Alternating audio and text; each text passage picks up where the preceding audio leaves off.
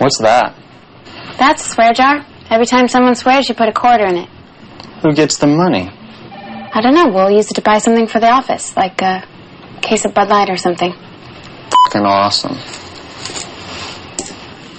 F you, Bob. F you, Jim. Eric, I have a bag on line 3 for you. Can I borrow your pen? Can I borrow your f***ing pen? Will the owner of a white station wagon please go yourself? We're going to go down there, and we're going to some ass. We're going to some. We're going to do whatever we have to, because we're going to some. Hope. Doesn't count. Shut the up! I am so proud of you suckers. Here, here. Refreshingly smooth Bud Light. Always worth it.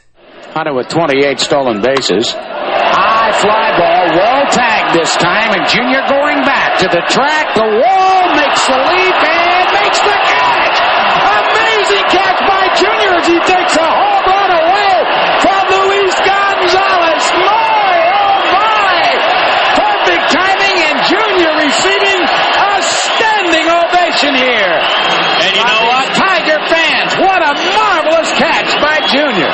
What a catch. And even the players on the field are waving at Junior. That's one of the best catches I've seen Junior make, and he's made so many of them, but I think this is one of his best right here. Look at his timing, that he scales the wall, jumps as high as he can at the apex of his leap, takes that home run away from Luis Gonzalez. What a catch by Ken Griffey Jr. Holy cow. You know why he is all those gold gloves now. A can of Old Bay, a dock worker from Locust Point, a doctor from Sinai, a hairdresser from Patterson Park, and a firefighter from Glendon.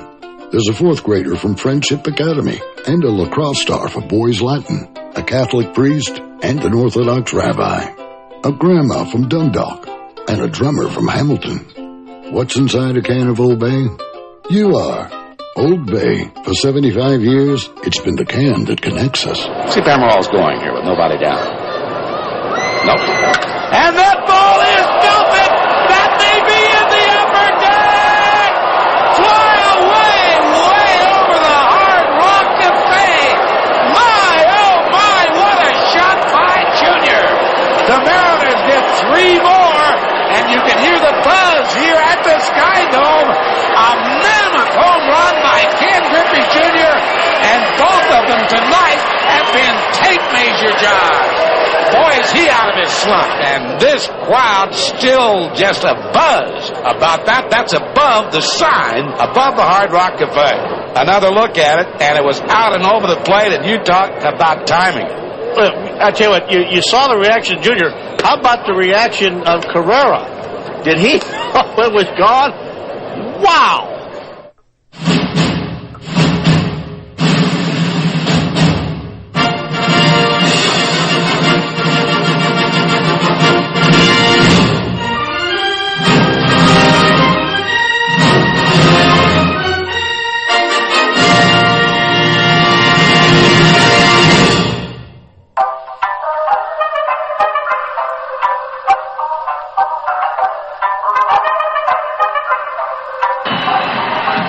The next 2-2. Davis to left and will hit. Oh my! It's gone! Santa Maria! From high atop the Robinson Gearing Studio Complex and straight out of God's country, Pawleys Island, South Carolina, the Let's Talk Baseball Podcast Network proudly presents Backwards K Pod. And now, here's the host of the show, Jake Robinson. I never move in slow-mo. Welcome to my dojo. This other pods are so-so. I'm cute like bro, yo. Focus like a GoPro. Ripping up this promo. Check out the scoreboard. Freaks, I'm throwing no-no. Going is going is going. Yo, it's gone. Your heart just stopped. Cause Jake got strong and mighty. Undefeated, I mean it. Pull up the pod, scroll it down and read it. Written, produced, directed, and mixed. Dog on your lips and Ozzie Smith backflips. Pick a tip, any tip, get onto it. I got ridiculous pods without forcing it. You sit at home crying like a girl while I spread the gospel around the world. Yo, the pods are written behind tracks that mixed in smooth with the groove to make ears wanna listen. Add a little gut and a rhythm to back it up. Another show to my name, now watch me stack 'em up. You think another white rap bag, but this ain't no ad check. My hobby's to rhyme, some people trying to be black with that. About time I come out, call the show BKB and let me turn it out. Yo, name Jake the Snake, born in 71. Dates, you know what time it is, I'm packing them guns. Your experience, I've been a witness to glory, and that's why I collect ball players. Man, their stories. You heard? So, once again, back is the incredible, the pod animal, Jake the Snake Robinson from the Let's Talk Baseball Podcast Network. I'm coming out of all these islands, South Carolina, half man, half podcast machine, back in the Captain Kirk chair, shields down, photons up.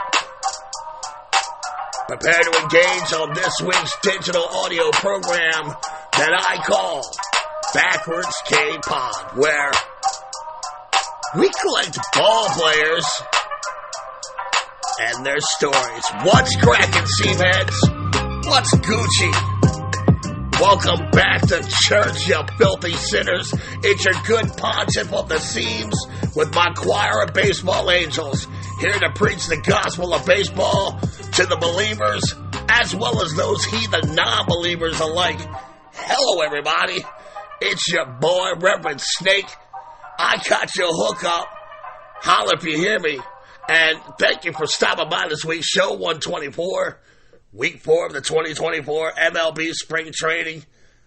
And this is Backwards K-Pod. I'm running a little late this week. Thank you for your patience. I'm dealing with some really harsh back issues right now. I mean, it's got me crippled up.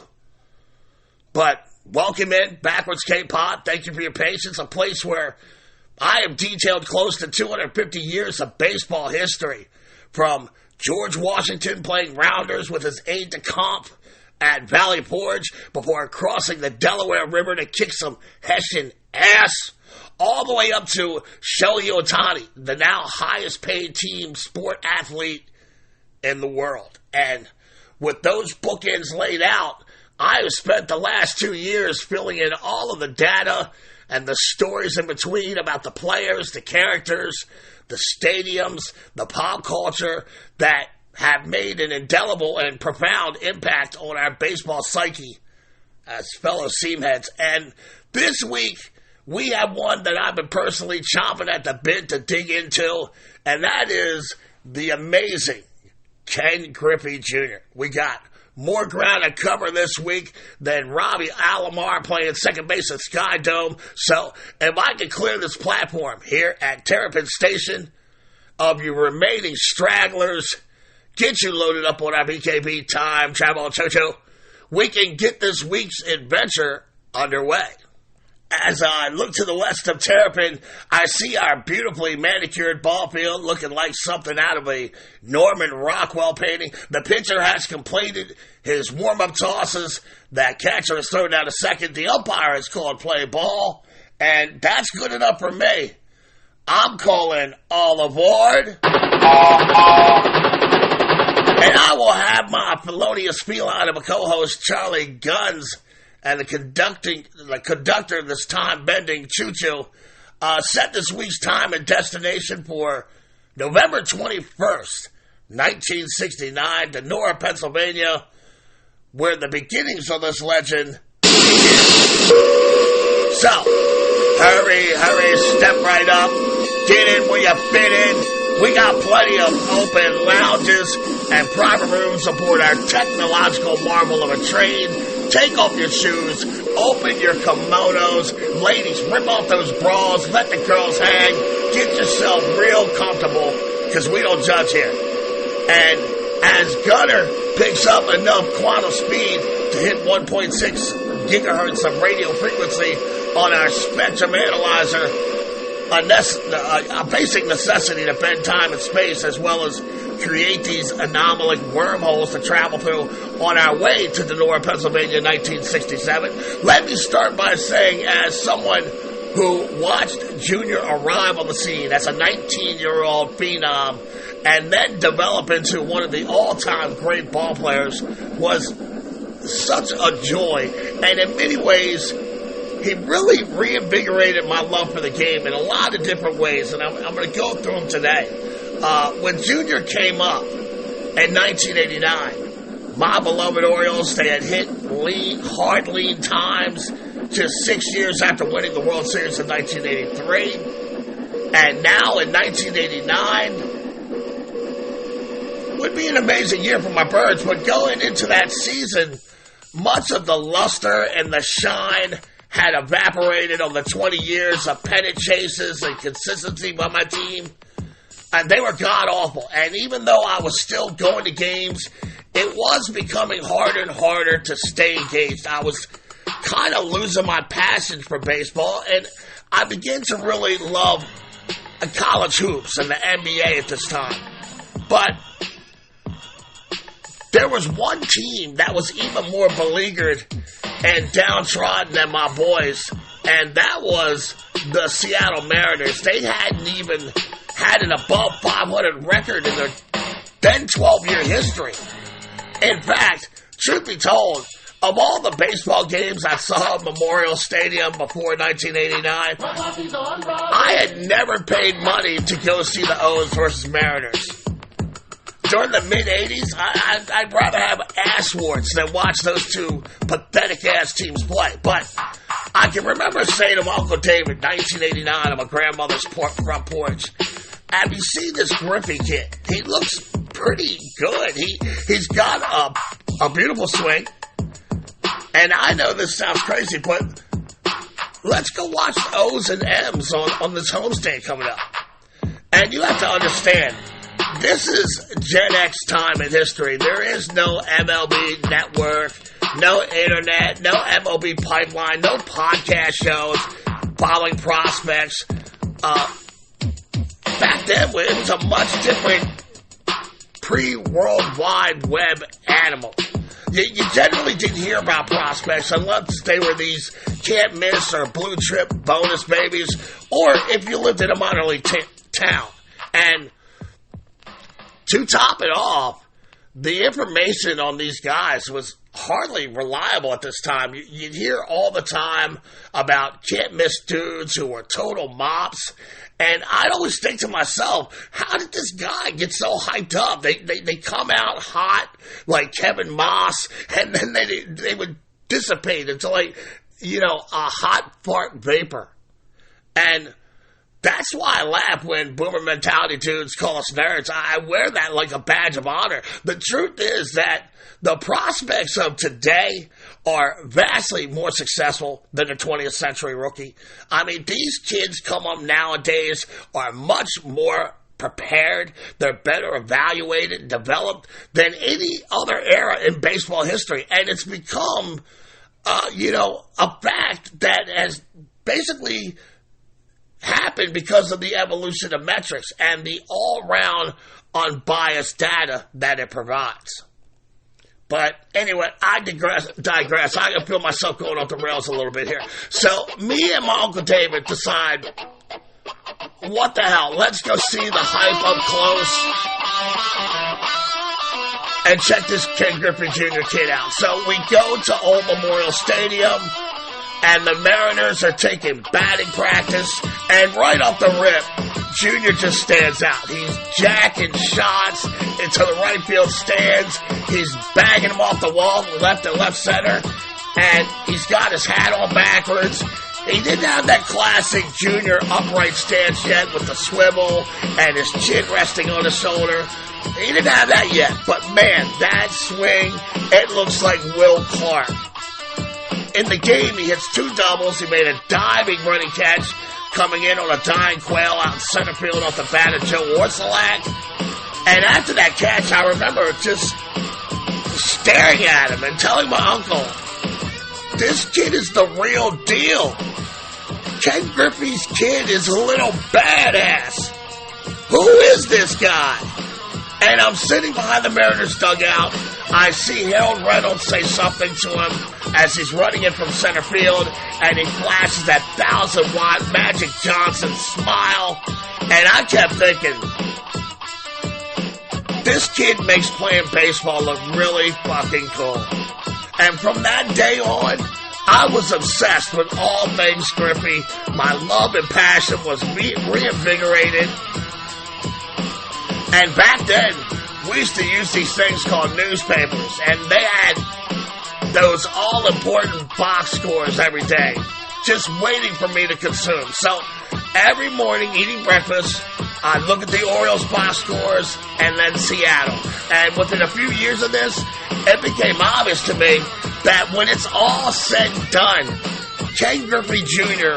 will have the most home runs ever in the history of this game. And it will be close to, if not over, 800 of them. I was so convinced of this, I would have wagered a testicle, ladies and gentlemen. I mean, look at this guy. Look at the arrogance and the confidence. Look at him physically. Look at his smile, his swagger. This kid was born to play baseball and take his rightful place with Ruth, Splinter, Say Hey, Mickey. And as Junior was doing a swan song at the end of his career, I learned that not all fairy tales end happily ever after. And a sure thing is never truly a sure thing.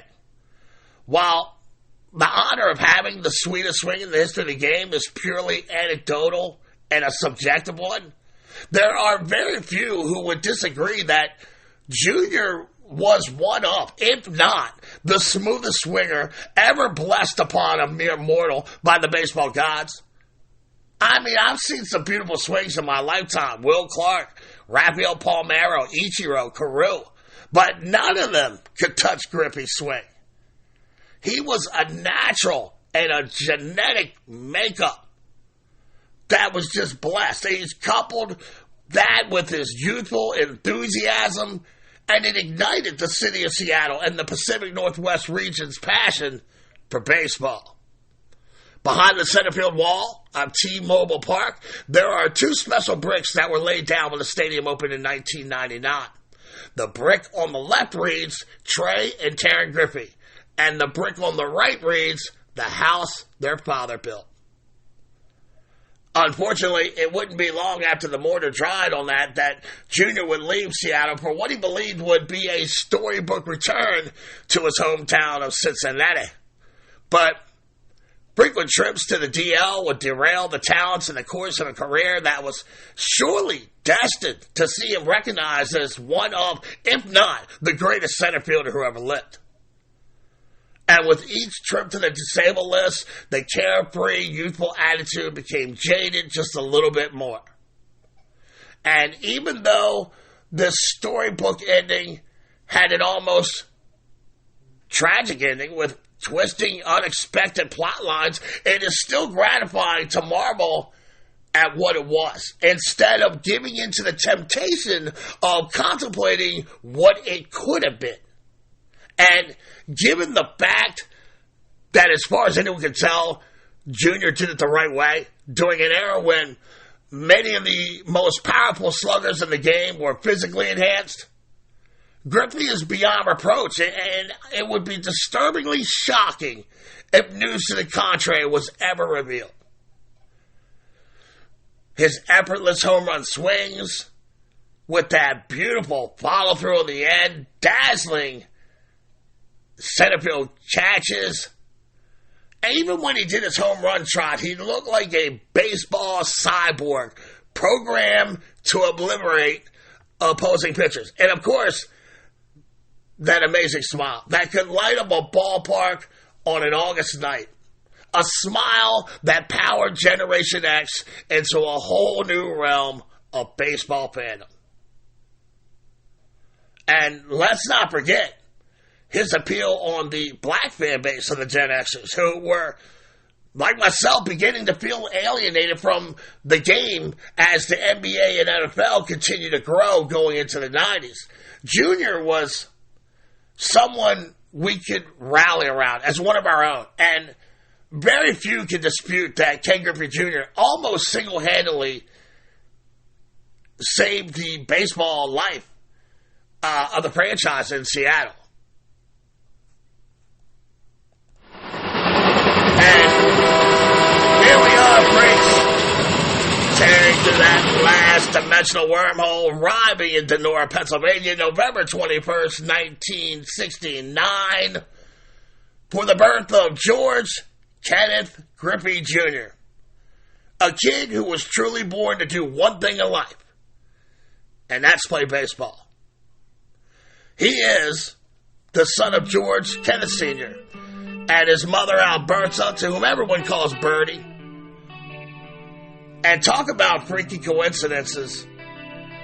Junior shares not only a birthday with Stan Musial, as the man was born 49 years earlier to the day of Griffey, but they also share the same birthplace, as they were both born in Denora, Pennsylvania, a former steel town 20 miles south of Pittsburgh, along the Monongahela River.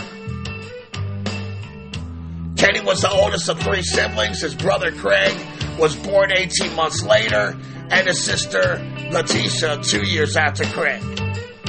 With Griffey Sr., a baseball star himself, and a catalyst component of the Cincinnati Reds' vaunted Big Red Machine, Junior grew up in major league clubhouses all around the country, often seen running around Riverfront Stadium, rocking the Queen City gear, surrounded by stars like Johnny Bench, Pete Rose, Joe Morgan, Tony Perez, George Foster, just to name a few. And the Griffey's core value system was entirely based on family first. And Junior once said, my dad didn't care if we watched him play baseball because his family time was limited. He cared about quality time, making every possible moment together count. A value system that Junior would embrace as he evolved from a kid into a man and a father himself. His presence in the clubhouse at such a young age would ultimately have an influence on his own eventual path in the majors. When Senior was playing for the Yankees, Billy Martin had one of the coaches tell Senior to remove his kid from the clubhouse. And this is after they've been playing with all the other players' kids before and after a blowout loss. And as he's being removed from the dugout, a confused Junior looked out at third base and watches Craig Nettles' kid fielding grounders. And on that very day, he vowed to himself to make it to the majors, never play for the Yankees, and kick their ass whenever he got the chance. Even later in life, the wounds of his father being embarrassed, they never healed, saying, I don't forget things like that, and I never will. Every time I played the Yankees, I wanted to make an example out of their pitchers. And this is what happens when you mess with my family. And just because Dad was a famous ball player, this is still before the reserve clause was smashed. They're not multi-millionaires yet. Although, if Senior played in today's game, he would have been stupid rich. I mean, look, Zach Wheeler just got an AAV of $42 million a year from the Phillies in an extension. And Ken Griffey Sr. would have got paid. But the Griffeys lived modestly within their means. And Senior didn't just spoil his kids and get them whatever they wanted. He lives under the adage that striving for nice things is a good thing, but those things are earned in life, and they're not given. And it wasn't long before the freak phenom high school kid is blowing the dome off of practically every scout in the majors as the crowds at his game were swelling, and they had really become more agents and scouts than actual fans. Ironically, after a while, less and less scouts began to show up at his games because it is certain that Ken Griffey's kid is going to go within the first three picks of the draft. There's no point in showing up to see something you have no chance of grabbing if you ain't in the top three. And one of those remaining scouts was Tom Mooney. Former Mariners owner George Aguirre had directed GM Hal Keller to promote his then chauffeur Mooney to the scouting staff in 1984. And Mooney would go on to cover Ohio, Michigan, and Indiana for the Mariners. After another dismal season in 1986, the Mariners held the number one pick in the 1987 draft, and they were up in the air about who they were going to select. So during the spring of 1987, Mariners director of scouting, Roger Jongward, he joined Mooney to watch Kenny and his Moeller High School team play in a community park setting in Cincinnati. And the park had a grove of 20 trees, 20 yards or so beyond the home run fence in right field. And in his second at bat, Junior launches a Scud missile into that grove of trees. And Jongward turns to Mooney and he asks him, I can't tell which tree he hit. Can you? And Mooney looks his boss in the eyes and replied back, he hit it over the trees, Roger.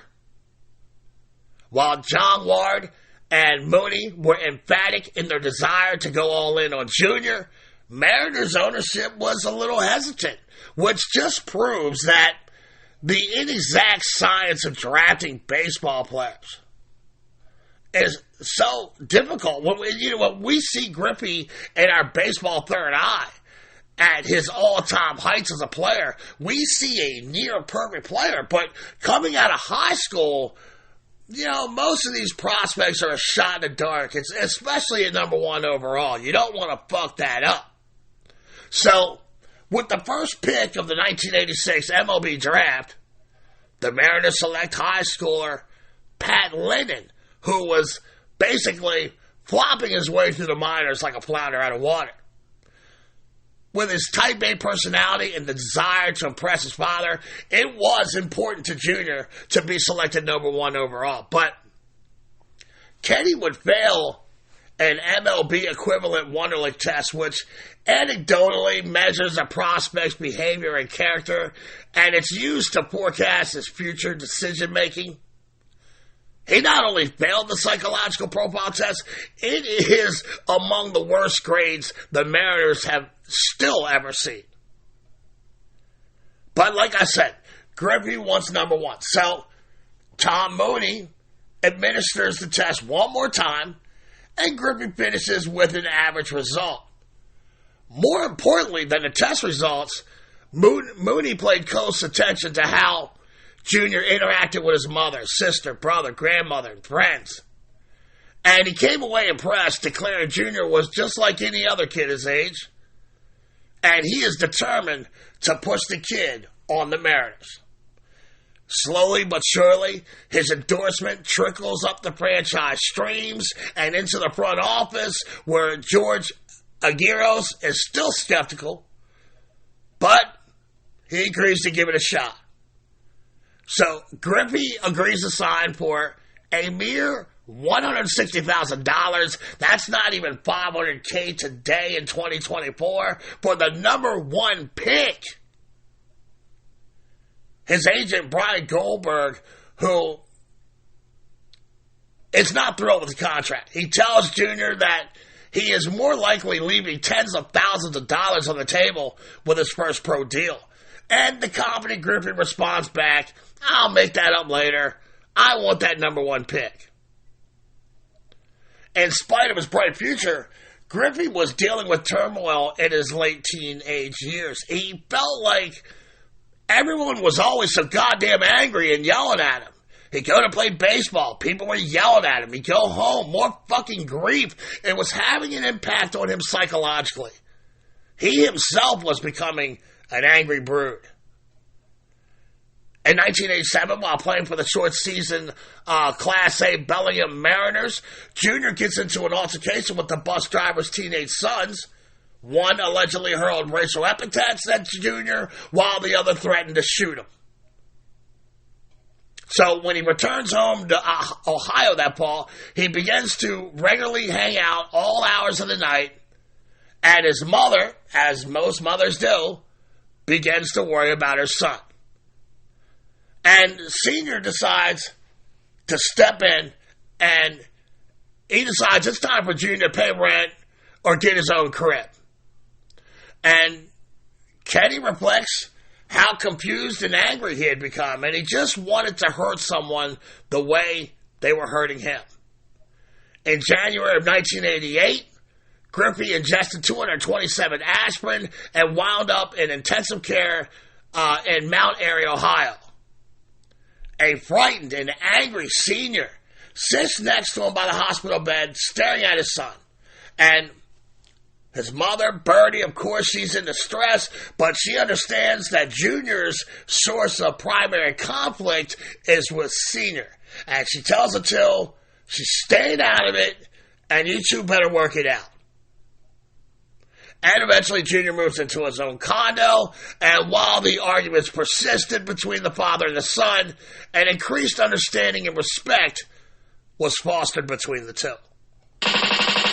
So, with a clear conscience and a deeper relationship with his father growing up than he had when he was with his father growing up, Griffey hits the 1987 minor league season in full stride. He torches low-A pitching, batting .313 in 54 games. In 1988, after he clubs 74 hits in just 58 games for San Bernardino in the Class A California League, the team retires his jersey number, and he's promoted to Vermont of the AA Eastern League later that season. And those mere 17 games of AA ball would be his last games ever as a minor leaguer. He joins the big club in Tempe, Arizona for spring training in 1989. And really what was supposed to be just a, get your feet wet chance to see how he responds to the situation of major league pitchers and camp. And it doesn't take long for Griffey to show he belongs. He hits .359 at first camp. He compiled a 15-game hit streak. He sets the standard that spring, leading the offense in 3 offensive categories: hits with 32, 49 total bases, and 20 RBI. And he was also incentivized by his father, telling him, this may be my last season, so you better make the team. Baseball America ranked Griffey the number 1 pick, the best number 1 pick since the MLB's inception of the draft in 1966, and there is a buzz throughout the baseball universe. Manager Jim LaFay, he calls Griffey into his office, sat the boy down, and he said, son, you had a great spring, and you got a bright future in front of you. I want to thank you for your effort this spring. This is a tough job I have. I got a team of eyes looking at me, needing me to do what's best for the organization, and a tough decision has to be made. So, with that being said, and his voice starts tailing off as if he's going to give him bad news. Congratulations, Kenny, you're my starting center fielder. You earned it.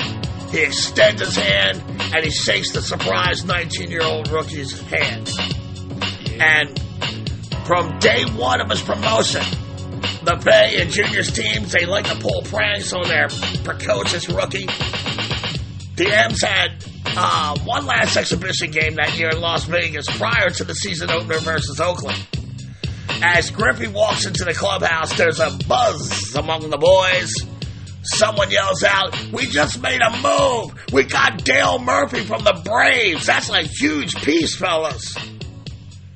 And Junior is quiet as his teammates are gushing over their newly acquired veteran center field beast. And someone yells out, yeah, just pencil him in at center field and let him do his thing. This is going to be our year, boys. And LaFay is watching through the blinds of his office as Griffey is quietly sitting at his locker, just staring at the floor, every once in a while looking up at his teammates. And he's not wanting to rain on the parade with an egotistical outburst, but inside, he's hurt. And he's a little pissed off. You have to understand, Griffey kind of has rabbit ears. He's a little sensitive. The manager yells out his office door, "Hey, 24, get in here for a minute." And Griffey walks in, and LeVay asks him to shut the door behind him. "Have a seat, Kenny." "Man, Junior, you're going to do great things in this league. Your time is coming. Now, I know you heard we got Dale Murphy today. And he'll be our center fielder this year. I'll pitch you in left field, right field, get you some at-bats, okay? I promise I'm not going to make you languish on the bench." Disappointed and hurt Griffey, taking his old orders like a soldier, he says, "No problem, coach, whatever helps the team." All the right things. And LeFay shoots back, "Hey, do you know what today's date is?" And Junior looks at the calendar next to the window in the office where he notices a few of his teammates have gathered to eavesdrop on the conversation. With tears damn near in his eye, he stares at the calendar for a few seconds before he finally gets it. "The whole team set up this elaborate prank on me. It's goddamn April Fool's Day." And a grin breaks out on Griffey's face as he realizes the joke, and his teammates are laughing at him through the window. He stares back at his manager, who has a big cheesy grin on his puss, and he says to Junior, "I wouldn't trade you for 5 Dale Murphys, kid." Griffey makes his MLB debut April 3rd at the Oakland Coliseum to face the mighty Oakland A's and pitcher Dave Stewart. Opposing manager Tony La Russa took immediate notice as Junior smashes a 375-foot double in the first at-bat versus the dominant A's, saying, La Russa says later after the game, he was scary all night. A week later, in his home debut, in his very first at-bat, he melts White Sox pitcher Eric King's first offering over the left field wall for his first home run. His immediate success had garnered him an almost cult-like following in Seattle. And this happens very early on. The region began selling Ken Griffey Jr. chocolate bars, even though Jr. is allergic to chocolate. Demand soared, and quickly, 1 million bars were sold with his name and likeness. By late July, he is the leading candidate for Rookie of the Year. He's batting .287 with 13 dongs, 45 rib sandwiches. But on July 25th, he fractured his right hand after punching a wall during an argument with a girlfriend on the phone. And the Mariners Brain Trust, they believe Junior still had some maturing left, which, look, it makes sense. He's 19 years old. I mean, I did stupid shit at 19 years old. I'm sure all of you have too. One thing about Junior, he always struggled with homesickness throughout his whole career. And former GM Woody Woodward would later opine that Junior was the only player he ever had to call his mother every once in a while, just to smooth things over. Well, Junior misses a month because of that fractured hand. When he returns, he finishes off the year with 3 more home runs, 16 RBI, and a .264 total average. He received 1 first-place vote in the Rookie of the Year balloting, and he finished 3rd. After the 1989 season, which saw the Mariners finish under .500 again, there is now a glowing optimism in Seattle that has never been felt before in their baseball universe.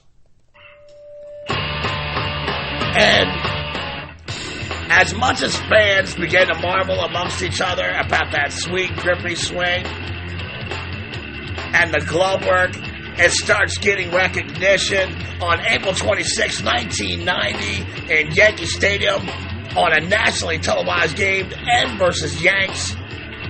With Randy Johnson on the mound, Yankees right fielder Jesse Barfield, who had already dropped dong on Unit's lips in his first at-bat, he hits a shot deep to center field in the old house that Ruth built. And Junior turns his back to home plate. He begins sprinting towards the outfield fence. And once he gets to a spot, he gives one last quick glance in the air, and he leaps high, digging a spike into the soft padding hurling himself high above the 7'3" wall. And in a textbook example of athleticism and timing, he robs the slugging Yankee outfielder of his 200th career home run. And if you've never seen it, go to your YouTube machine and search bar that shit. The best is hearing, announcer Bob Costas going crazy for the kid. And after that insane gravity-defying catch, Junior held the ball up in his glove for the world to see, and that huge smile covered his face from ear to ear. Even though Griffey had already made history in 1989 when they became the first father-son tandem to play in the majors that year, which is amazing all in itself, but even that was eclipsed in 1990. Senior was released by the Reds on August 18th, was picked up by the Seattle 11 days later, a move they figured could make them better as they truly felt Senior had some game left in his tank, but they also thought he could help Junior along in maturation and development. On August 31st, they became the first father-son combo to play in the same game on the same team in the major leagues ever. The first inning of the game, the two hit back-to-back singles in the first, and Junior admits to having to hold back tears on first base. And the truth is, Senior didn't get to see his son play much when he was growing up. He was usually playing ball himself in the majors during Junior's childhood summers, and when he did have the opportunity to be with his father during the summer day, they would usually play catch in the backyard. And now, here they are, on the big stage, playing Major League Baseball together. I mean, can you possibly think of anything more special between a father-son bond? 2 weeks later, on September 14th, in a game versus the California Angels out at the Big A, Senior steps to the dish and hammers an 0-2 fastball 402 feet over the left center field wall. As he rounds third base in his home run trot, he sees Harold Reynolds, whom he drove in with the dinger, and Junior waiting for him. And with that classic Griffey smile, the father and the son, they high-five each other, and Senior heads back to the dugout with Reynolds. And Harold says to Senior, "Look out. Junior's going to go back-to-back with you." And his father, the consummate pro, he remained steadfast, but he saw that look in his son's eye that told him he was, in fact, going to go for it. Junior runs the count to 3-0. Green lights on Oppo Taco, 388 feet to left field and over the wall. And again, Senior, the consummate pro, he's clapping quietly. He's waiting for his son at the bat rack. And when the two see each other, it was like a mirror of smiles as they both looked at each other. Then they embraced, and Senior whispered to his son, "It's about time, son." The two to this day argue in front of Ken Jr.'s kids about which home run was more amazing. And Pops will tell you, of course it was mine. Look where mine landed. Junior barely got it over the wall. A little pea shooter out in left field. And Junior acknowledges the father's ball did go the furthest, but I had all the pressure. His home run is just another one of his many in his career. I actually had to come through in that spot, and I did. So, just based on that, my home run is hands down more impressive. They would play together 51 games together before Senior retired the following year. Many credit Senior for grounding Junior during his tenure in Seattle.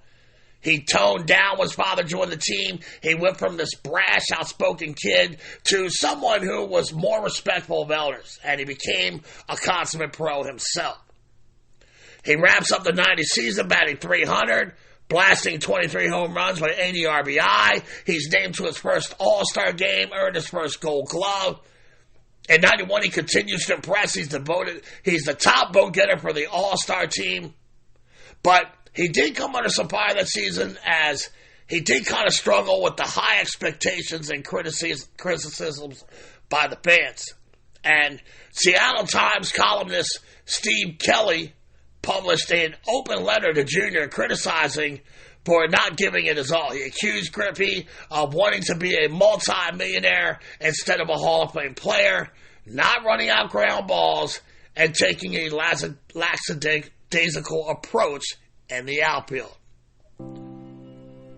But Jr. silenced his critics with his second half plays, batting .373 with 13 home runs, 64 RBIs, and he was having fun. He often credits teammate Harold Reynolds sitting him down in Toronto and telling him to compartmentalize all the unnecessary distraction and critics and just go out there and have fun, play the best baseball you can play, and be the best Ken Griffey Jr. you can be. He takes another Gold Glove as well as a Silver Slugger Award after hitting .327. And for the first time in franchise history, the Mariners finished over .500. Not only was he having fun again on the field, he was enjoying himself off of it. He appeared on The Simpsons in animated form. He co-wrote a rap song entitled The Way I Swing. By 1992, it is clear he is the face of the franchise and one of the centerpieces of Major League Baseball. And with this power comes huge responsibility and pressure. Couple that with tumultuous ownership, constantly threatening to move or sell the team. And the rabbit-eared and sensitive Griffey still managed another stellar season, hitting .308 with 27 big flies, 103 rib sandwiches, another Gold Glove, and the All-Star Game MVP. Braves manager Bobby Cox marveled, saying, "He has no ceiling as far as I can tell." After the season, Jr. marries Melissa Gay, a Seattle native, in a ceremony in Kirkland, Washington. In 1993, Griffey's power is top shelf liquor. He clobbers his 100th dog on June 15th, becoming the 6th youngest player to reach that milestone. After being named to his 4th consecutive All-Star team, he becomes the first player to touch the B&O warehouse inappropriately on the fly at Camden Yards when he hits a 445-foot shot during the Home Run Derby. A feat that still stands today. Gunnar Henderson's going to do it in a game, probably this year. I haven't been as convinced that someone will do it since, Sam Horn in 1992. Okay, that was a stretch, but Gunnar's going to do it. He is.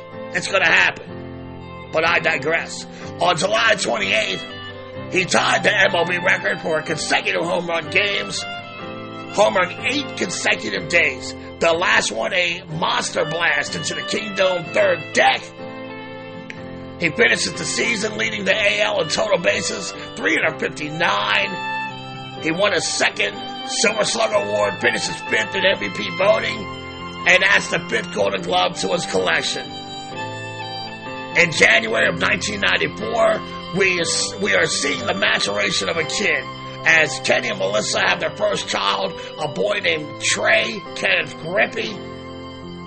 People around Jr. begin to note the calming influence his growing family was having on him as they were becoming the center of his life.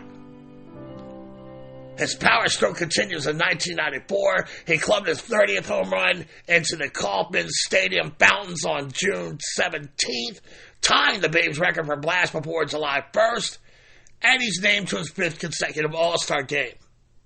His more than 6 million votes shattered the old record of 4.3 million votes set by Rod Carew in 1977. But then the players' strike put an end to Griffey's incredible season as baseball shut the doors on August 11th. He finishes with 40 home runs, which was the AL standard. He took another Gold Glove, Silver Slugger Award, and he finished 2nd in MVP voting. He also bolstered his profile off the field, starring in Little Big League and the hit TV show The Fresh Prince of Bel-Air. He also partnered with Nintendo to develop a series of video games bearing his name. When baseball finally resumed in 1995, the Mariners had the most magical season up to this point. A season that will forever go down in Seattle folklore And Junior was a central character of it all. On May 26th, in a home game versus the Orioles, Kevin Bass sends a shot over Kenny's head in center field. Junior, in his usual flair for the dramatic, he ran the ball down, and he made what many call the Spider-Man catch. An over-the-body backhand grab as he scaled the outfield wall, cleats first. Unfortunately, Junior's left wrist was pinned beneath the weight of his body and the unforgiving outfield wall, and he would break it and miss 73 games. He returns on August 15th, and on the 24th, he was the catalyst for Seattle catching fire and stunning the baseball world. The Mariners are in a heated wild card race at this time. They're looking for their first postseason berth. They're trailing the Yankees 7-6 in the bottom of the ninth. Joey Cora singles in a run to tie the game at 7s, and with 2 outs, Junior hammers a John Wetland fastball into the right field bleachers for the walk-off win. From there, the M's go white hot. They rip through August and September, molesting everyone in their path, and they eventually secure their first ever AL West Division Championship. The 1995 ALDS, it pitted the Mariners against the wild card winning Yankees. Griffey goes 3 for 5 in Game 1 with 2 dogs, but the M's fall to the Bombers. In Game 2, the Mariners again lose to New York in a tough 15 innings, 7-5 defeat, despite Junior hitting another home run and going 2 for 6. The Yankees now need only one more win to wrap up this divisional series, so they head to Seattle for 3 games if necessary. The M's battle back, winning 2 in a row, setting up a winner-take-all decisive Game 5. Game 1, Yankees pitcher Dave Cone, he held Seattle to 2 runs through 7, leaving them M's trailing 4-2. Junior faces Cone with 1 out in the 8th, and he launched a fastball to the second deck of the reverberating Kingdome for his 5th homer of the season, and the Yankees' lead is now cut down to 4-3. The Mariners would tie the tense contest, and David Cone is relieved by Blackjack McDowell. The Mariners counter by sending their big unit, Randy Johnson, to the mound, and again, the Mariners fall behind 5-4 in the 11th. In the bottom of the inning, the 11th, with a Joey Cora on first, Junior rips a McDowell fastball to center field for a single, advancing Cora to third base. The next batter, Edgar Martinez, hits a laser shot into left field corner. Cora scores easily, and all 54,411 set of eyes in the Kingdome, as well as the millions and millions watching on television, they turn their attention to Griffey, who represents the possible winning run.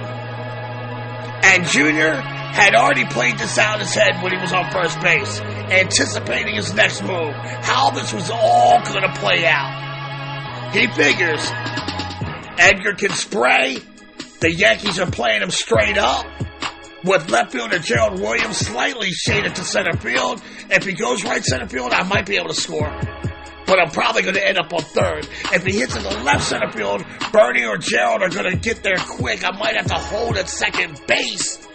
But if Edgar hits it down that left field line with Gerald shading, there's a dead spot in that carpet out there.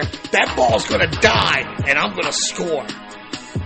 And just as he's processing this in his baseball computer, Martinez hits a shot down the left field line. And sure enough, the ball starts to slow down out there in that left field corner like he anticipated. And he can see it all developing in front of him as he's rounding second base. And just as he had pictured, he's thinking to himself, this is for disrespecting my father, you sons of bitches. I never forget. And halfway between second and third, he sees third base coach Sammy Perlaza windmill and Junior to go home. And Kenny slides in ahead of the throw, bounces to his feet, and raises his fingers to the roof of the Kingdome. His Mariners teammates, they mob and dogpile on top of him. The Seattle fans are in a baseball frenzy, and the Yankees, to a man, are walking off the field with their heads lowered. In a made-for-TV moment, Although you can never choreograph it so smoothly, you see Griffey at the bottom of the pile smiling that Griffey smile. It is truly a picture that will live in baseball lore, possibly forever. A smile that was so bright you could have seen it from the last row of seats in the Kingdome rafters.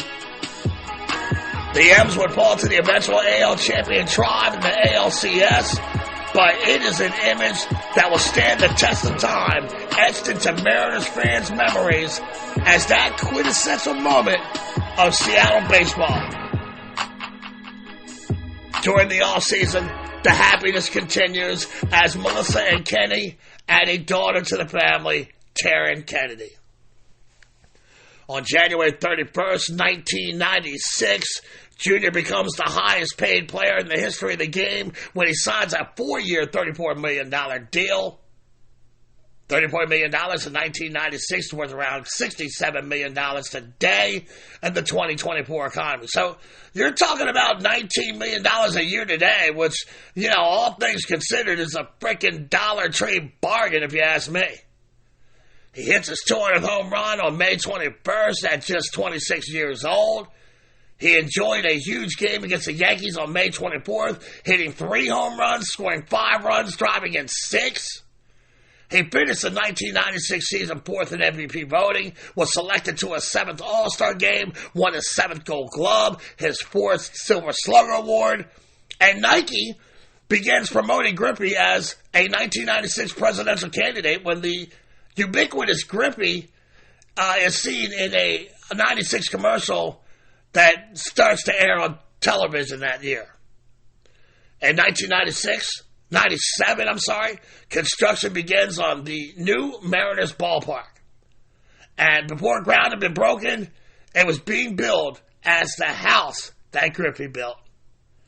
The Mariners finished in second in the AL West in 1997. He scored an AL leading 125 runs, melted 56 domes. He led all of baseball with 147 RBI. And of course, he garnered his ho-hum standard of all-star selections, Gold Gloves, and Silver Slugger Awards. Though, this time, he was voted unanimously as the AL MVP, snagging all 28 possible first-place votes. On April 13th, 1998, he hits his 300th home run. Only Jimmy Fox had reached that milestone at a younger age. And that same season, he left Fox in his wake, hitting his 350th bomb on September 25th, reaching that plateau nearly a year younger than Fox when he achieved it. He is named to his 9th All-Star appearance. He beats out Kingdome in the home run hitting contest held at Coors Field, and he finishes 4th in AL MVP voting. The 1999 season marked the last season in Seattle during this era. In July, the M's move out of the Kingdome and into Griffey's crib. Junior hits the last dong ever at the Kingdome on June 27th. He tallied 198 home runs in that dome, more than any other player in the history of the structure. He was selected to his 10th All-Star game in July. He won his 2nd straight home run derby at Fenway Park before moving them into Safeco Field 2 days later. In his 42 games at Safeco, Griffey had 278 with 14 home runs, including the first ever at Safeco. So, if you're keeping score at home, he hit a home run in his first at-bat at the Kingdome. He hits the last home run that's ever been hit there. And he hits the first ever home run at Safeco, now T-Mobile Park. Absolutely unfriggin' believable. During the 1999 World Series, it was announced that Ken Griffey Jr., after a 10-year baseball career, was one of the 30 best players and is selected as such on the All-Century team. In November, the Mariners announced that Griffey had turned down an 8-year extension worth $135 million, and he requested to be traded, preferably somewhere closer to his new hometown of Orlando, Florida. Griffey was a 10-5 guy, meaning as a 10-year veteran and 5 with the same team, he had veto power over any trade he didn't like. By December, Junior has notified the club that his franchise list had dwindled down to a short list of only one team, the Cincinnati Reds. And look, Reese, I think this is where I'm going to stick a pen in the Ken Griffey Jr. bio. Let me step out for a second, give my boy Gunner his treats for a great first segment ode. I'm going to hydrate, wet my whistle, rip a few tubes. When I come back, we'll continue Acts 2 and 3 of the Griffey saga, head out to the Queen City, and break it all down. You're listening to Backwards K-Pod from the Let's Talk Baseball podcast, where we collect ball players and their stories. BRB nerds, see you on the dark side of the moon.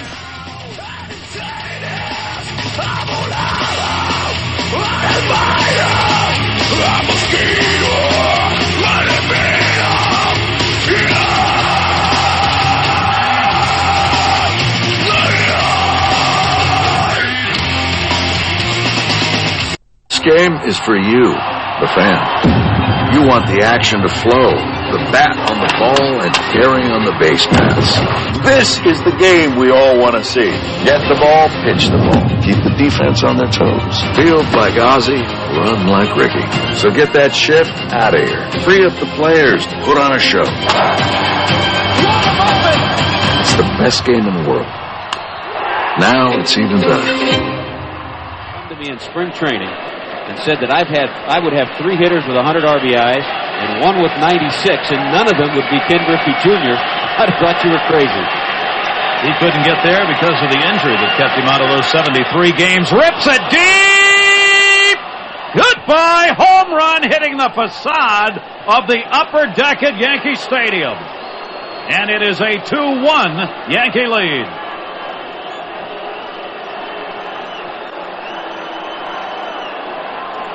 Folks, that was a shot. Remember, we saw David Cohn go in last inning and consult with Gene Monahan, the trainer of the Yankees. They were looking at the blister. The blister gives him trouble on the fork ball. Griffey had a home run in the 4th inning, leading it off. 1 for 3 in the ballgame. 4-2, Yankee lead. Runner at first, 1 down. Deep to right field, way back. He has done it again. Goodbye home run. Ken Griffey Jr. said to his teammates, "Get on my back and I will carry you." He is carrying them in game 1, 4-4. Well, they were able to ride Jay Buhner the last few weeks of the season, but Ken Griffey Jr. said, "You can ride on my back for the playoffs," and he's done it.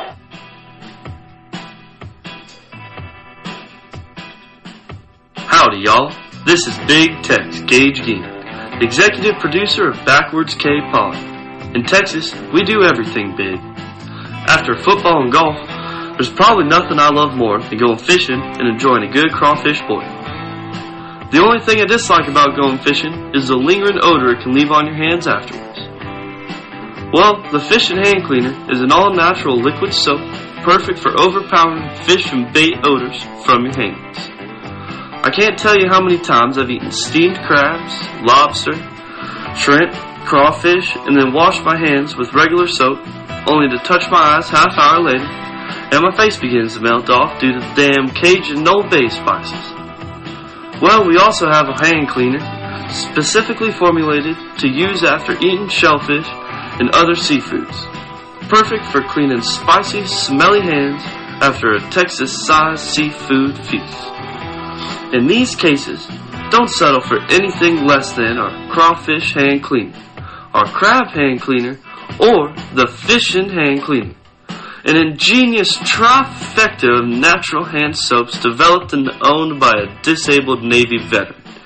He and Jake have a true connection, as they were boot camp shipmates all the way back in 1989. So he is family, folks, and one thing we do here at the Let's Talk Baseball Podcast Network is look out for family. So you can support 2 grassroots companies by 2 former shipmate Navy vets. Crushing big bowls of shellfish or fishing on the banks of your favorite river while you listen to BKP. Sounds like a great day. You know, in fact, hey Mom, where are my poles? I'm gone fishing. There is also a buffalo wing hand cleaner in development as we speak. To check all of the incredible products of this great company, you can go to www.crawfishhandcleaner.com or call the home offices at 713-588-0290. That's 713-588-0290 to support the Grassroots company that supports your Grassroots podcast show. That's crawfishhandcleaner.com or 713-588-0290 to prepare for your summertime shellfish feast or that fishing trip you're planning. crawfishhandcleaner.com. Matt Morris in his career, and officially counting today is 2 for 11 against the Cardinals right-hander. The pitch, and a high drive, hit back into deep right field. Junior has just knocked the door down for the 500 club. A high drive into the lower deck and right.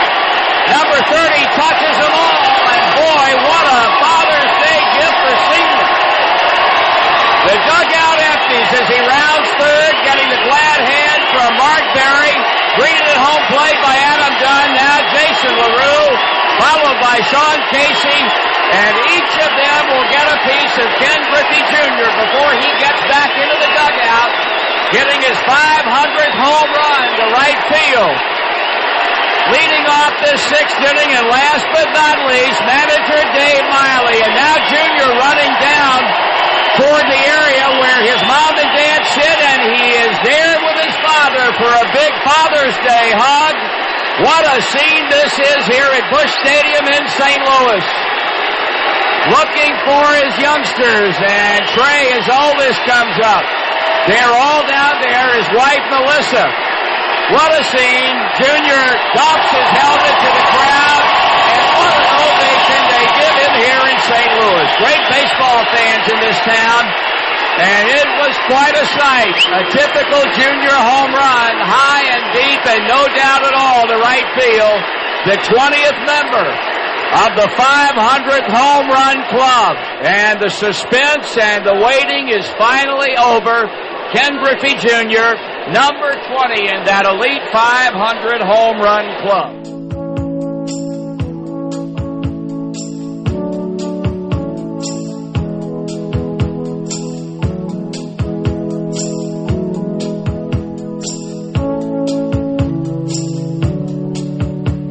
I was 8 years old and running with a dime in my hand to the bus stop to pick up a paper from my old man.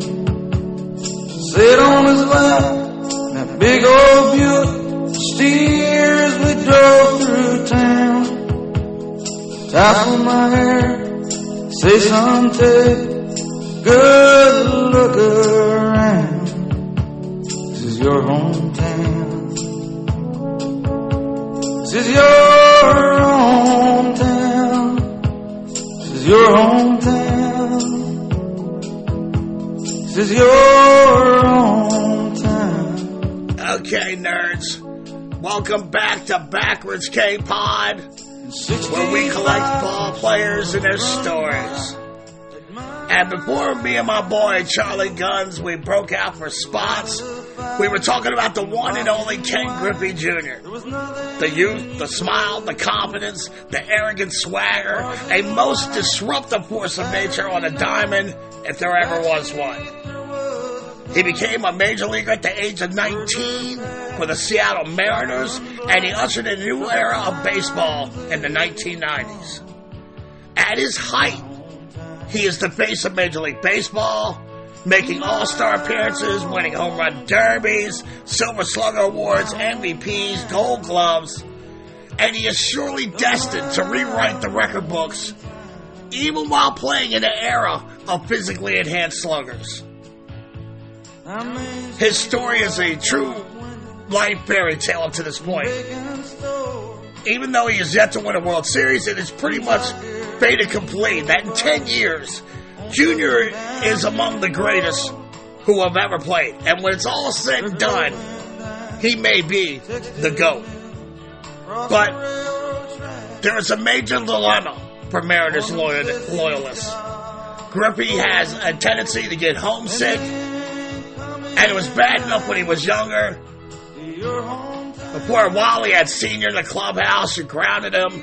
Every once in a while, Roger John Ward or someone in the front office would call home to Birdie, and she would talk to Junior and soothe his fears and insecurities. But as the seasons melted away, he began missing his wife Melissa and the kids more and more. And he remembered missing his father terribly when he was a kid, wishing he would be at, just one Little League game. And he didn't want that for his kids. In November of 1999, he turns down an extension with the Mariners, and he requests a trade to the Cincinnati Reds. And February 10th, 2000, Junior's day of calling arrives at Seattle when they deal their superstar to Cincinnati for a pitcher Brett Tomko, outfielder Mike Cameron, infielder Antonio Perez, and minor league pitcher Jake Meyer. The Reds then signed him to a 9-year, $112 million contract. Griffey again leaves money on the table as he had done before, saying, "I'm just glad to be back home. It doesn't matter how much money I make, it's where you feel happy that matters most." And his first season back, he picks up right where he left off in Seattle. He hits 40 home runs. He drives in 118 runs. He reaches the 400 home run milestone threshold on April 10th. And that was his father's 50th birthday. And no one could have ever imagined that would be his greatest season as a Red. Later in the season, in an interview with Marty Brennaman, Junior admitted to having played hurt all year with a sore hamstring. And that was a harbinger for things to come. Opening day, 2001. Griffey misses the first opening day of his career with a sore hamstring, and he went on the disabled list on April 29th. 6 games into the 2002 season, the Reds were facing the Expos at home when Griffey gets caught in a rundown between third and home. He slips and he twists his knee, tearing his patella. Season-ending surgery was contemplated, but Junior decided to rehab instead. He plays in only 70 games that season, and he hits .264. A bright spot did happen for Griffey that season as he and Melissa adopted a son, Tevin Kendall. And because his wife hadn't been adopted when she was a child, they always wanted to pay it forward by adopting a child of their own. And they went through quite a list of prospects along that journey, but many of the matches would be looking for added favors once they found out who was adopting the kid. And there are nasty rumors in the offseason that Reds GM Bob Boone and GM Jim Bowden considered Griffey a flop of a trade, and they put him on the market. His bad luck and injury issues continue to plague him in 2003. On July 17th, he suffers a season-ending injury, rounding first on a double. He undergoes surgery to repair a ruptured tendon in his ankle. And it was just the latest in a tawdry laundry list of injuries that included a dislocated shoulder, which required surgery in August, and tears to both hamstrings, a torn patella in his kneecap.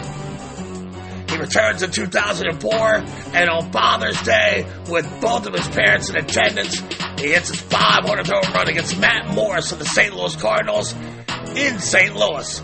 On August 4th, he tears his hamstring again while making a sliding play in the outfield. 12 days later, he would have season-ending surgery. He does bounce back in 2005. He melts 35 dogs with 92 ribs, was ultimately sidelined by ankle injury in September, but he did win NL Comeback Player of the Year. In 2007, Junior asked Commissioner Bud Selig and Rachel Robinson permission to wear Jackie's Jackie Robinson's number 42 on the 60th anniversary of the Pioneer breaking the color line. And Bud and Rachel not only agreed, but they fell in love with this idea, and they extended the opportunity for any player to wear the number. Soon thereafter, it becomes a tradition that we still see today, but it all started with Griffey, who just wanted to give the man his due respect. In June, Junior returns to Safeco for the first time since his departure, and for the most part, he was ambivalent about this return. The crowd was beginning to turn on him in Cincinnati with every injury he underwent, and he wasn't really sure how the Mariners fans were going to greet him. But the M's fans were all class. They threw him and his family a pregame welcome back ceremony where the sellout crowd greeted him with a 4-minute standing ovation. There wasn't a boo heard in the house, only the sound of love and adulation. And Griffey was overwhelmed at the gesture. The usually stoic Junior let his guard down and explained how much Seattle meant to him, and he hadn't realized how much he missed being back in Seattle. After a sentimental weekend, the proverbial wheels have been set in motion for his return to the Emerald City. But, first things first, on June 9th, 2008, at Joe Robbins Stadium versus the Florida Marlins, he hits his 600th home run of his career.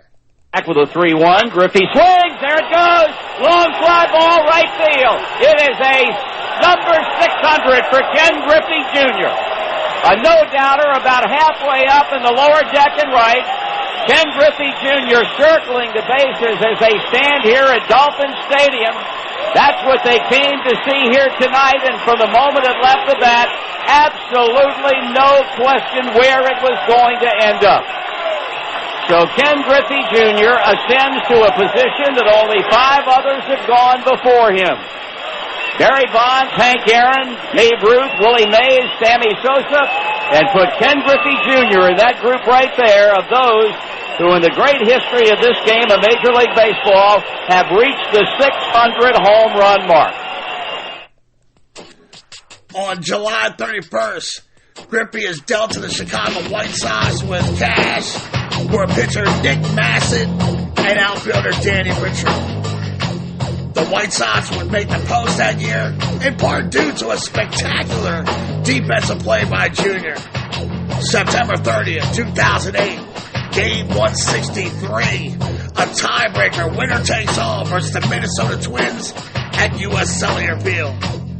Griffey throws a strike from center field to home in the 5th to mow down Michael Kadire at the plate, enabling the Southsiders to preserve a 1-0 victory and advance to the ALDS, which they would lose to the Rays in 4 games. At the end of the 2008 season, Griffey is a free agent, and he is agonizing over playing for the mighty Braves or returning to Seattle. And initially, he was leaning towards playing for Atlanta. They were a good team, and it was close to his Orlando home. But ultimately, he chose the Seattle return. He was persuaded by 2 of the most influential people in his life. The first was Willie Mays, whom he wore the number 24 in homage to. And the Say Hey Kid reminded him of his legacy and what he meant to the city and that franchise. And the second person was his daughter Taryn, who urged her daddy to go home and have no regrets on how he finished his career. And that just nearly broke me up right there. That's pretty powerful. Junior made a strong impact on the 2009 Mariners clubhouse, and his lighthearted antics were reminiscent of his younger self when he was just a kid. He can be found all year playing jokes on teammates during road trips, or teasing or tickling a normally composed Ichiro in the batting cage. Though he hit only .214 in 2009, the M's brought him back in 2010, largely because of his clubhouse influence. On May 10th, a report surfaced that Junior had missed an at-bat because he fell asleep in the clubhouse. And manager Don Wakamatsu had also been limiting his play due to poor performance. All the goodwill of the storybook return was beginning to unravel. On June 2nd, in the midst of a 4-game set at home versus the Twins, Junior quietly packed his bags and left in the middle of the night, driving halfway across the country back home to Orlando. And this would ostensibly be his last appearance in the Major Leagues. I mean, wow. And he issues a statement through the team: while I still feel as though I can compete and contribute on the field, I will never allow myself to become a distraction. And with that, the curtain was drawn over the career of what was supposed to be the career of all careers. And who would have ever thought that player that burst on the scene and seemed destined for baseball immortality would end his career quietly, thinking to himself as he drives from Minnesota to Orlando. He's still one of the all-time greats, but teamheads everywhere can't help but feel unfulfilled with the ending of this Warriors career. We expected so much more because he was truly capable of so much more. But little by little, his body betrayed him, and the destiny he was meant to meet. A tragic situation exists precisely when virtue does not triumph, and it is still felt when the man is nobler than the forces that destroyed him. Junior, with a stoic look on his face, will tell you he wouldn't have changed one thing about his career or the bad luck that was dealt to him in the end. Junior's number one goal in life is to be a dad, like his dad. More than going to the Hall of Fame, more than 600 home runs, Junior loves his kids.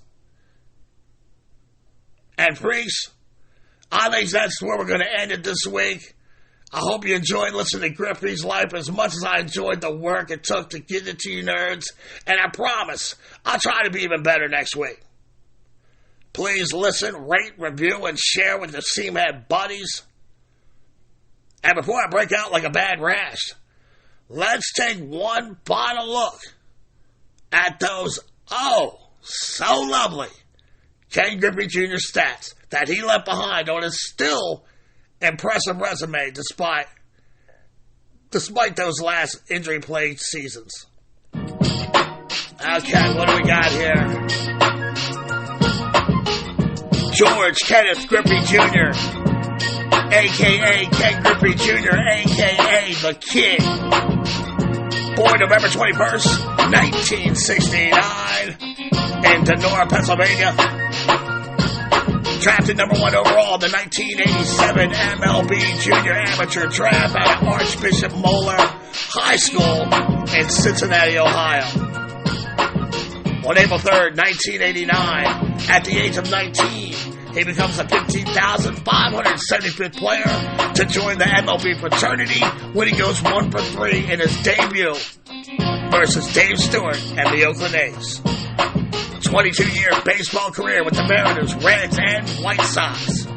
83.8 WAR. The 58th best wins above replacement in baseball history. 1997 AL MVP. 3-time Home Run Derby champion. 7 Silver Slugger Awards. 13-time All-Star.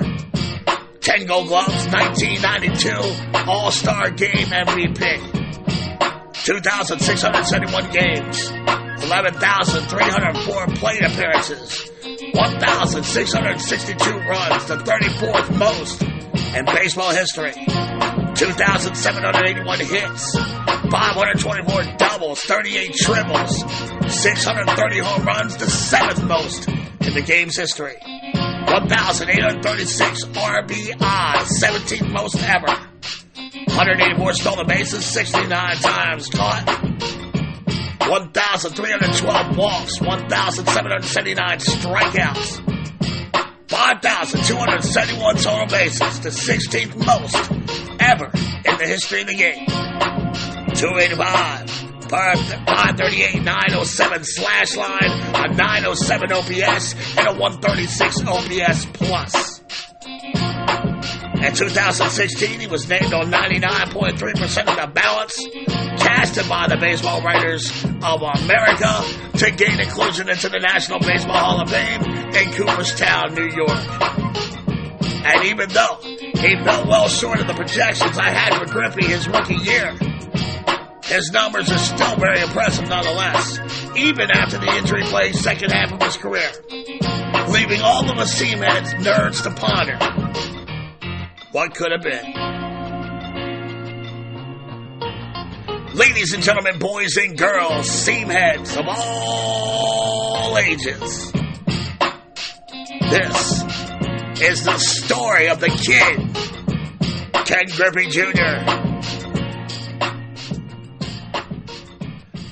And again, I want to thank you guys for stopping in this week. Thank you for your patience. I had to push my start back a few days this week as I've been dealing with some physical issues. My back is killing me. But I did what I got to do. I'm pleased to say we have Ken Griffey Jr. in our collection of ball players and their stories folded up nicely and added to our collection for your consumption. I will never charge you freaks for the baseball content here at BKP. No Patreon, no Twitch, no pay-to-play subscriptions. I'm just going to keep coming through every week with that free baseball smoke. You don't want that smoke. And I'm going to keep it consistent like my boy Ichiro. I'm looking at my boy Charlie Guns. He's tapping his left paw, which is his sign to tell us he got to get us back to your loved ones waiting patiently for your return at Terrapin Station. And as we make our way back to the Ken Griffey Jr. story, from the Ken Griffey Jr. story, I can see that getting smaller and smaller in my rearview mirrors. So I turn my steely eye back to our Never Say Die baseball hydra, and I chop the head off that beast, only to see two more baseball topics appear in its place. Next week, we're going to dig into the life of the greatest southpaw pitcher in the history of the dead ball era. I'm talking Gettysburg Eddie Plank of the Philadelphia A's. I love talking old Philly baseball.